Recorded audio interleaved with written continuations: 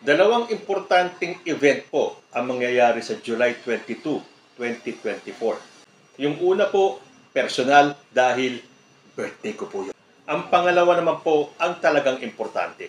At yung po ang SONA o ang State of the Nation Address ng ating Pangulong Bongbong Marcos. And as in any other SONAs, marami pong pupuntang mga government officials, mga ex-government officials, para pakinggan ang magiging SONA ng ating presidente. Although, syempre, hindi naman po yan compulsory, lalo na dun sa mga ex-government officials. Pwede silang umatid, pwedeng hindi. Dahil unang-una, yun naman pong State of the Nation Address ay para sa taong bayan. Then ilan na pong mga ex-government officials ang nagpahayag na hindi sila makakapunta. Sabi po dito sa GMA News Online, ex-Vice Presidents Robredo, Binay, De Castro won't attend SONA 2024. Former Vice Presidents Leni Robredo, Jejomar Binay, and Noli De Castro will not be attending President Ferdinand Bongbong Marcos' third State of the Nation address on July 22. Yan po ang sabi ni House Secretary General Reginald Velasco. Former VP Robredo sent regrets that she cannot attend, as well as former VP Binay. Robredo served as Vice President during then-President Rodrigo Duterte's term from 2016 to 2022. Binay, on the other hand, was Vice President during the tenure of President Benigno Noynoy Aquino III from 2010 to 2016. Velasco also said that De Castro, who served as Vice President during the term of former President Gloria Arroyo from 2004 to 2010, will not also attend. Well, sa kaso po ni Robredo, sa kanibinay, understandable po dahil mga dilawan yan. Yung kay De Castro naman, ang daming nag-a-agree dahil nung siya po ay Vice President, halos hindi po naramdaman ang presensya ni Noli De Castro. Velasco said former Presidents Rodrigo Duterte and Joseph Estrada are yet to confirm attendance. Pero ito, definite na siguro to, na si Digong hindi po a-attend yan. Yun naman pong kay former President Estrada, well, kung kakayanin po ng katawan ni former President, baka po umattend siya. Although wala pa rin po silang mga confirmation.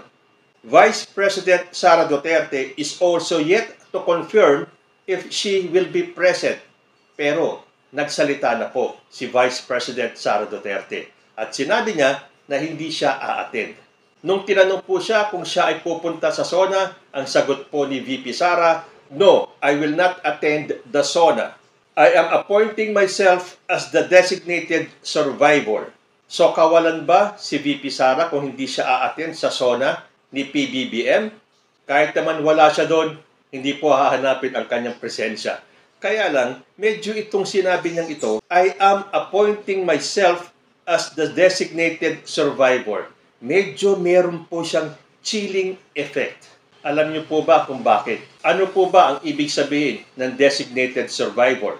Sabi po ni Mr. Google, the designated survivor usually is a member of the President's cabinet and is chosen by the President. Being the designated survivor does not guarantee that this official will be the person to assume the presidency in such a situation. So ang pagkakaintindi po kasi niyan, doon sa mga designated survivor, pwede silang hindi umattend sa mga events ng presidente. Para just in case na may mangyari sa presidente doon sa event na yon, sigurado pong may papalit sa kanya. And that is the Vice President. Kaya lang nung sinabi ni VP Sara that I appoint myself as the designated survivor, medyo mapapaisip po tayo. Nagbibiro kaya itong si Sara Duterte or may something? Dahil sabi nga po dun sa meaning ng designated survivor, if anything happens to the president during an event, the designated survivor will assume the presidency.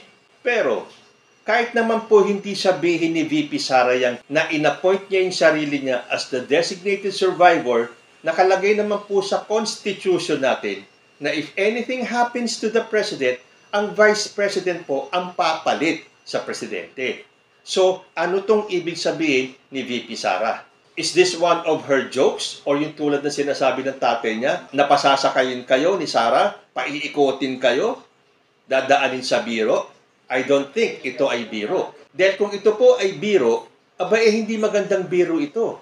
Parang may pinahihiwatig si VP Sara na merong banta sa buhay ni President Bongbong Marcos pagdating ng SONA. Nag-comment nga po si Representative Joel Chua sa statement ni VP Sara. Sabi po dito sa Facebook page ng 31 Million Movement, Representative Joel Chua cautioned VP Sara Duterte regarding the designated survivor, referring to someone who can assume the presidency if those in line of succession dies in a mass casualty event. Ano ba yung mass casualty event? Yung marami pong tao dun sa isang event. Kung may mangyari at maulit yung Plaza Miranda, di magkakaroon po ng mass casualty at madadamay doon ang presidente. And in the event that something happens to the president, handang-handa na po ang vice president to assume the responsibilities of the president.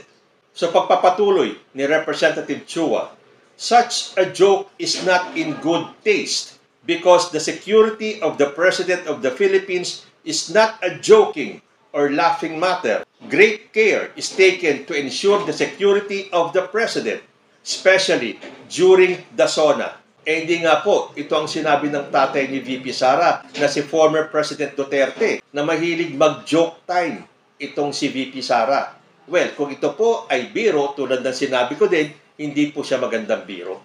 Basahin ko po yung statement ni Representative Joel Chua. I appreciate Vice President Sara Duterte's humor when she said, I am appointing myself as the designated survivor when she said she is not attending the joint session of Congress for the third SONA of President Ferdinand R. Marcos Jr. However, given current political tensions, such a joke is not in good taste because the security of the President of the Philippines is not a joking or laughing matter.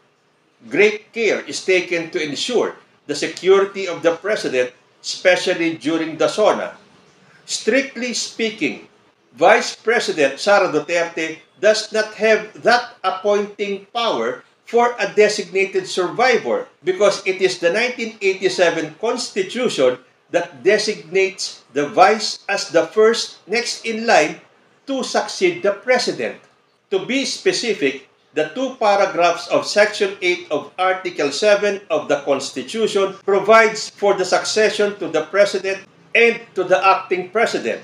The second paragraph gives Congress the mandate to produce an enabling law for the acting president situation. So, hindi po kailangan i-appoint ni Sara ang sarili niya as the designated survivor.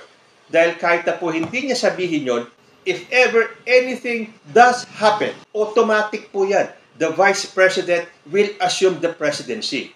So, bakit kailangan magbitaw ng ganyang statement si VP Sara? May nagpaplano against our President na hindi natin alam, pero alam ni Vice President Sara Duterte? So, sana isipin na lang natin na nagbibiro lang si Sara Duterte. Kasi kung hindi po siya nagbibiro, hindi niya na iniisip kung ano yung mga binibitawan niyang salita. And again, baka may banta nga sa buhay ni President Bongbong Marcos na hindi natin alam, pero alam ng ating Vice President. Hindi na ba talaga makakapaghintay ang 2028? Kayo po, ano ang masasabi ninyo? Comment lang po down below at magbabalik ang usapang Tito Manny. Diyos ti Agnina.